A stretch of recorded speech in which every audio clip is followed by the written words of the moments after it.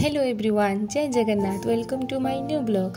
आज मुई भावली कि आपण मान के युवान स्कूल रूटीन टिके शेयर करवार लगी।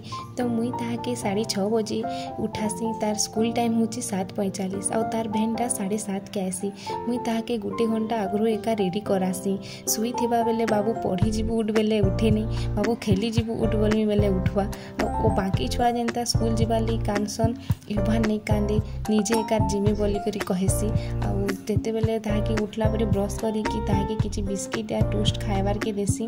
और ता टिफिन रे मुई मैगी या तो एंता मीठा जिनिस अगर किसी खाइबार के देसी। राग रस से खाई नहीं पारे। टिफिन सब ताके रेडी कराला परे से निजे भगवान के नम करवा, जा बेटा नम कर देबू बोले नम करवा, जा दीदी दादा के भी नम कर देबू बोले नम करसी। और जेते तार भेन आसला न चाल बोले बाहर के निजे आवा आ तार भेन के अटकी थिबा। भेन जेते बेले आसी भेन रे से बयसी।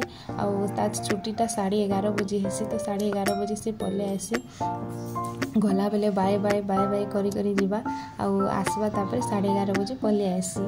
Thank you for watching.